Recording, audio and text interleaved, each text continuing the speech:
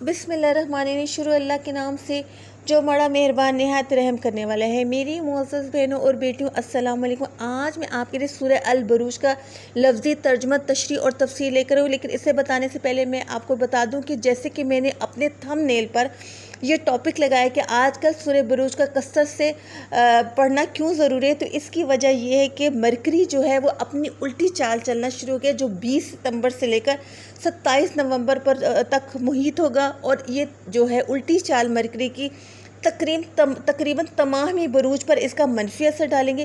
مجھے پتہ ہے کہ بہت سی بہنیں جب میرے یہ آڈیو دیکھی تو وہ یہ کہیں گی کہ ہم ستاروں پہ یقین نہیں رکھتے، یا ستاروں کا عمل کیا ہے، لیکن بہنوں میں کوئی ایسی جو ہے بدعت نہیں کری، بلکہ میں آپ کو صرف بروج کے بارے میں بتا رہی ہوں کہ بروج کی 12 بروج کی اہمیت اپنی جگہ، اسی وجہ سے میرے رب نے سورۃ البروج جو ہے وہ بھیجی دنیا میں، قرآن شریف میں نازل کی۔ اس کی سب سے بڑی وجہ صرف یہی تھی کہ جو بروج ہیں آسمان پر وہ خاص اہمیت کے حامل ہیں۔ تو جب میں نے یہ دیکھا کہ آج کل جو ہے مرکری اپنی الٹی چال چل رہا ہے، تو میں نے کہا کہ سورہ البروج کی تلاوت کرنا بہت زیادہ ضروری ہے۔ آپ کثرت سے اس کی تلاوت کریں، انشاءاللہ تعالیٰ آپ کو اس کے بہت اچھے نتائج نظر آئیں گے۔ تو میں تھوڑا سا آپ کو تعارف سورہ البروج کا کرا دیتی ہوں کہ وہ یہ سورت کا نام البروج ہے، جو اس کی پہلی آیت میں مذکور ہے۔ اس میں 1 رکوع، 22 آیتیں، 109 کلمات اور 465 حروف ہیں، اور یہ قرآن شریف کے 30 پارے میں ہے۔ تو میں آپ کو تھوڑا سا اس کے بارے میں بتاتی ہوں کہ یہ مکہ مکرمہ میں اس وقت نازل ہوئی جب اہل ایمان پر کفار کا ظلم و تشدد پورے شباب پر تھا۔ انہوں نے خون، قبیلہ اور ہمسائیگی کے تمام تعلقات کو نظر انداز کر دیا تھا، اور ان کے بس میں جتنی قوت تھی اسے مسلمانوں کو اذیت پہنچانے میں صرف کر دی تھی۔ یہاں پہ ایک چھوٹا سا مضمون بھی ہے کہ اصحاب الاخدود کون تھے۔ تو میری بہنوں، یہ ایک بہت لمبی تفسیر ہے، انشاءاللہ تعالیٰ میں اس کی الگ ایک آڈیو آپ کے لیے بناؤں گی، جس میں آپ کو اچھی طرح یہ بتایا جائے گا کہ اصحاب الاخدود کون تھے، یعنی کھائی والے کون تھے، تو آپ کو زیادہ اچھی طرح سمجھ آئے گا۔ اب ہم اپنی سورت کا کرتے ہیں، سٹارٹ لیتے ہیں۔ بسم اللہ الرحمن الرحیم، شروع اللہ کے نام سے جو بڑا مہربان نہایت رحم کرنے والا ہے۔ والسماء، اور قسم آسمان کی، ذات البروج، جو برجوں والا ہے۔ یہاں پر میرا رب کیا کر رہا ہے؟ برجوں کی قسم کھا رہا ہے۔ اب اسی سے آپ کو اندازہ لگا لیجئے کہ بروج کی کتنی اہمیت ہے اپنی جگہ پہ۔ والسماء، قسم آسمان کی، ذات البروج، جو برجوں والا ہے۔ والیوم الموعود، یعنی اس دن کا جس دن کا وعدہ کیا گیا، یعنی قیامت کے دن کا جو وعدہ کیا گیا۔ والشاہدین مشہود، اور حاضر ہونے والے دن کا، یعنی حاضر ہونے والے دن کیا ہے؟ قیامت کا دن ہے، عرفات کا دن ہے، جس دن تمام اعمال نامے ہمارے ہاتھ میں ہو گئے۔ قتل اصحاب الاخدود، یعنی مارے گئے کھائی کھودنے والے۔ اب پھر سے یہاں پہ قسم کھائی جا رہی ہے کن کی؟ کھائی کھودنے والوں کی۔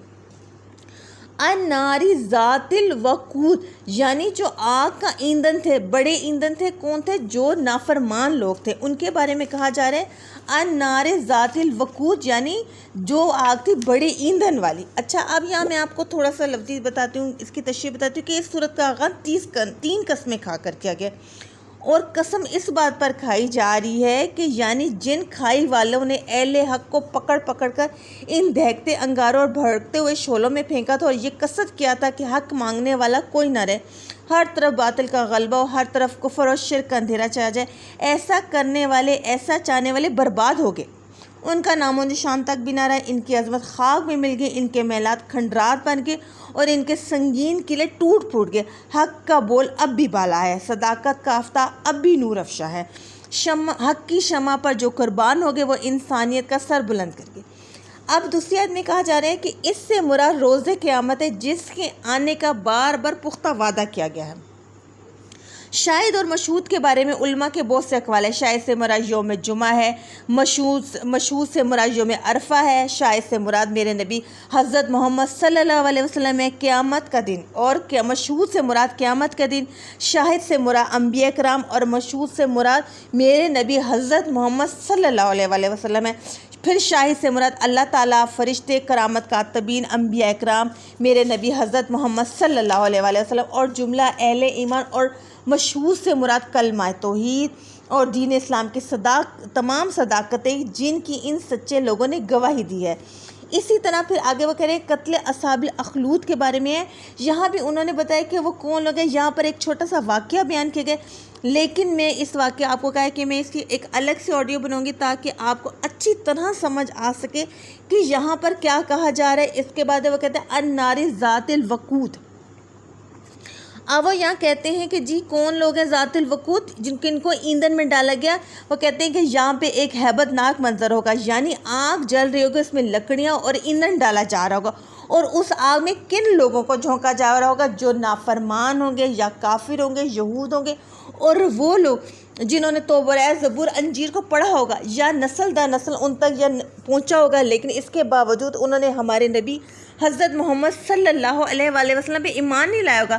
کیوں نہیں لایا ہوگا؟ کیونکہ وہ اپنی سرکشی میں مصروف ہوں گے، اور وہ اس خیال سے مصروف ہوں گے کہ وہ یہ سوچ رہے ہوں گے کہ بالکل بھی نہیں، یہ ایک بہت ہی نادار غریب سا انسان ہے، تو ہم اتنے امیر ہیں اور اللہ کا ہم پہ اتنا کرم ہے، تو ہم کیوں اس نبی پر ایمان لیں؟ یہ ان لوگوں کے بارے میں بات کی جا رہی ہے کہ النار ذات الوقود، یہی وہ لوگ ہیں جو کون ہوں گے؟ آگ کا ایندھن بن چکے ہوں گے، یا جنہیں آگ کا ایندھن بنایا جائے گا کس دن؟ قیامت کے دن۔ ان کے بارے میں فیصلہ کیا جائے گا اور پھر جہنم ہی ان کا ٹھکانہ ہوگا۔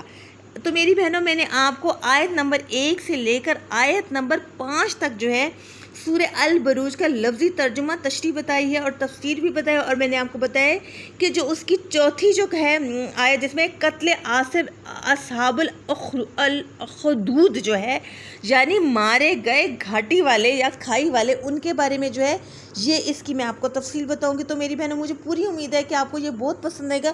دوسرا، میں آپ کو تھوڑا سا سورۃ البروج کا فائدہ بتانا چاہتی ہوں کہ کچھ لوگوں کو شوق ہوتا ہے کہ وہ ستاروں کا علم جانے، لیکن جن لوگوں کو اگر بہت شوق ہے تو انہیں چاہیے کہ وہ سورۃ البروج کو کثرت سے پڑھیں۔ انشاءاللہ جب وہ اس کا علم حاصل کریں گے تو وہ اس میں کامیاب ہوں گے۔ تو میری بہنوں، یہی تھی ساری تفسیر، تو میری طرف سے اللہ حافظ۔